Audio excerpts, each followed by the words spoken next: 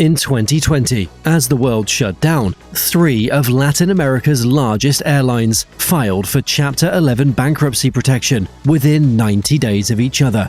Avianca filed first on May 10th, LATAM followed on May 26th. Aeromexico filed on June 30th. Within months, the continent's aviation map had effectively collapsed. These weren't small regional carriers. Avianca was the second oldest airline in the world. Aeromexico was Mexico's flag carrier. LATAM operated 342 aircraft, serving 74.2 million passengers in 2019. Together, these airlines represented the structural backbone of Latin American aviation.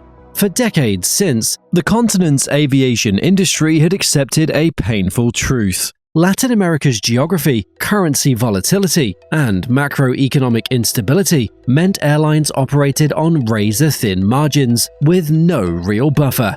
The next crisis would always come. Survival, not dominance, was the goal.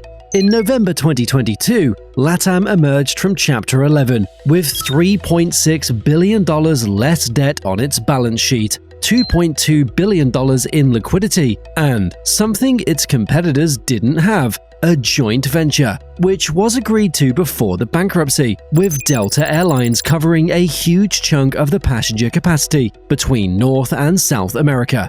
But here's what makes no sense. LATAM didn't emerge with some revolutionary new aircraft. It didn't pioneer some new business model. It operates roughly the same routes from roughly the same hubs in Sao Paulo and Santiago that LAN and TAM operated before they merged in 2012. Yet, every major South American airline is now scrambling to respond. GOL filed for Chapter 11 in January 2024. Azul filed in May 2025. Avianca and GOL merged into the ABRA group, specifically to counter LATAM's scale. So, how can an airline that did nothing visibly innovative end up controlling the majority of intra-South American traffic? To understand why LATAM is now dominating a continent its competitors thought they could share, we need to understand why South American aviation was considered structurally impossible to dominate for so long.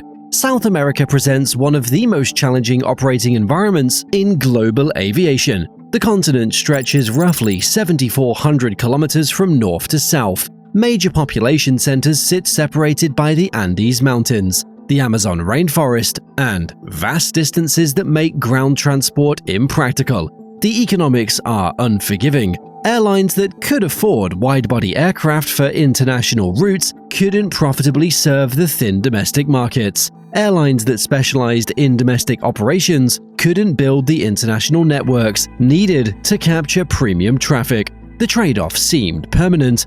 Each country adapted by building its own flag carrier. Avianca dominated Colombia. GOL and Azul fought for Brazil. Aerolíneas Argentinas controlled Argentina. Aeromexico claimed Mexico. These carriers turned national geography into competitive moats, protected by regulatory barriers and government subsidies. For LATAM's predecessors, this created an existential problem. The intra-South American market represents millions of premium passengers annually. Business traffic between Sao Paulo, Buenos Aires, Lima, Santiago, and Bogotá generates some of the highest yields in the global aviation system. Yet, LAN and TAM separately were surrendering significant portions of this traffic to national champions who controlled the convenient geography in each country. The physics of competition seemed impossible to overcome. Then, in 2012, LAN Airlines of Chile and TAM Airlines of Brazil completed their merger, creating LATAM Airlines Group. The results exceeded expectations. LATAM demonstrated something the industry had long questioned. A single, continental airline could build hub-and-spoke economics that national carriers couldn't match. But the thing is, scale alone wasn't enough. LATAM still competed against carriers in every market. Avianca was modernizing rapidly. GOL dominated low-cost Brazilian travel. Azul exploited secondary cities the legacy carriers ignored. LATAM needed something else, something its competitors couldn't replicate, even if they tried. Then, in September 2019, Delta Airlines announced it would acquire a 20% equity stake in LATAM for approximately $1.9 billion. The deal stunned the aviation industry. LATAM had been a One World Alliance member since 2000, partnered with American Airlines for nearly 2 decades. American held the dominant North to South American partnership through its joint venture with LATAM that had been pending regulatory approval. What Delta agreed to create represents one of the most extensively integrated cross-continental partnerships in modern aviation. Delta didn't just buy equity, it acquired 4 Airbus A350s directly from LATAM and assumed LATAM's commitment to purchase 10 more A350s for delivery between 2020 and 2025. LATAM, in exchange, sacrificed something enormous. It exited the One World Alliance entirely. It walked away from its American Airlines partnership. It abandoned code-share arrangements that had taken 20 years to build. Why accept such a dramatic reduction in existing partnerships? Well, it comes down to network geometry. You see, American Airlines already had massive Latin American exposure through its Miami hub. Every American partnership with LATAM meant competing for the same passengers across overlapping networks. Every codeshare added complexity without adding new traffic. By switching to Delta, LATAM gained access to a partner with complementary rather than overlapping geography. Delta's hubs in Atlanta, New York JFK, Detroit, Minneapolis, Los Angeles, and Salt Lake City fed traffic into markets American couldn't efficiently serve. Of course, this created entirely new passenger flows rather than redistributing existing ones. But the modification extended far beyond simple code sharing, because that's pretty obvious. The two airlines pursued a full joint venture, covering over 300 destinations between the United States, Canada, and South America. Regulatory approvals took years, with the US Department of Transportation delaying, then ultimately granting authority. Here's where the strategy revealed its true purpose. But before fully implementing the Delta joint venture, LATAM made a decision no other major Latin American airline matched. It filed for Chapter 11 bankruptcy protection in New York on May 26, 2020, just as the pandemic was destroying airline balance sheets globally. The filing wasn't desperation, it was strategic timing.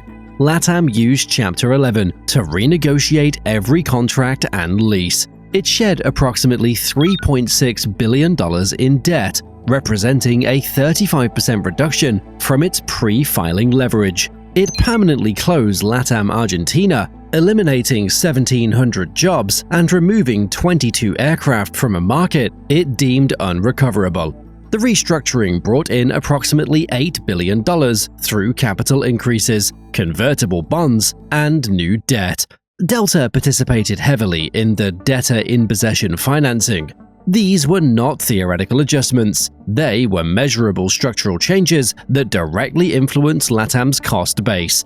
When LATAM emerged from Chapter 11, its passenger cost per available seat kilometer, excluding fuel, had fallen to 4.8 cents in Q4 2022. This exceptionally low unit cost allowed LATAM to compete directly with ultra-low-cost carriers like JetSmart, while simultaneously offering the network benefits of a legacy carrier. Avianca had emerged from its own Chapter 11 in December 2021 with significant cost reductions. Aeromexico exited bankruptcy in March 2022. But neither carrier matched LATAM's combination of debt reduction, fleet flexibility, and, most importantly, the locked-in Delta partnership that came with their restructuring. GOL didn't file until January 2024, emerging only in June 2025. ASL didn't file until May 2025, emerging in February 2026. By the time LATAM's Brazilian competitors completed their restructurings, LATAM had already spent years operating with a clean balance sheet and a North American partnership those carriers couldn't replicate. But LATAM's transformation is about a dual-hub network operating with a strategic partner. You need to consider the mathematics of intra-South American traffic flows. LATAM operates two primary hubs at Sao Paulo Guarulhos and Santiago, supplemented by a strong secondary hub in Lima. A passenger flying from Lima to Buenos Aires can route through either hub. A passenger from Bogotá to Santiago can flow through Sao Paulo. The dual-hub geometry means LATAM can connect virtually any two cities on the continent with one stop, often with multiple daily frequencies. By concentration of intra-regional flows, LATAM now handles approximately 40% of intra-South American traffic between major business centers. Each connection requires roughly 2 flight segments. By contrast, Avianca relies heavily on a single hub at Bogotá.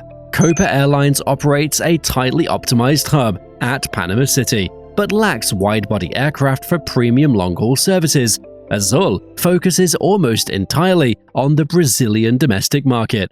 This seems irrational from a network design perspective. Airlines typically optimize for single-hub efficiency. More frequencies through one hub mean better connection windows and lower unit costs. But LATAM's logic is strategic rather than purely operational.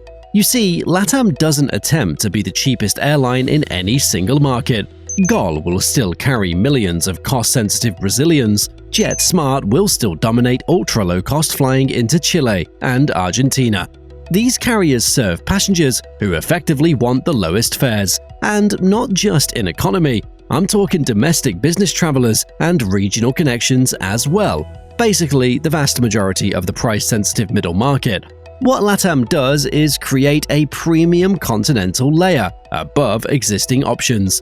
For corporate travelers willing to pay more for reliable connections across the continent, LATAM operates something no competitor can match: a single airline, a single loyalty program, a single check-in, and seamless connections from any major South American city to anywhere in North America through the Delta partnership. The dual-hub redundancy is deliberate. Limited single-hub competitors create vulnerability when weather, strikes, or operational disruptions hit. The passenger paying for LATAM isn't just paying for transport, they're paying for network resilience. They're paying to bypass the single-hub fragility that every other South American competitor must navigate. The Delta partnership sits atop this carefully designed architecture. LATAM simultaneously operates its LATAM Pass loyalty program, the largest in South America. The Delta partnership doesn't generate the majority of LATAM's revenue, it establishes the brand position that supports everything else. When a Brazilian corporate traveler can earn Sky Miles on a LATAM domestic flight and redeem them on a Delta flight to Tokyo, that integration elevates the entire LATAM brand above purely regional competitors. Most South American airlines cannot replicate LATAM's structure immediately. The Delta partnership doesn't exist as a standalone product. American Airlines has already locked in its own joint venture with the Abra Group. United Airlines has invested in Azul. The major US partnership slots are taken. Regulatory barriers present another obstacle. The LATAM Delta joint venture required approvals from the US, Chile, Brazil, Colombia, Uruguay, and Peru. Each approval took years of legal negotiations. Airlines without existing approvals face steep regulatory timelines. Network geometry doesn't support dual-hub strategies from most locations. Avianca can't suddenly add a Sao Paulo hub. The whole point of Bogotá is its convenient positioning for north-south Andean traffic.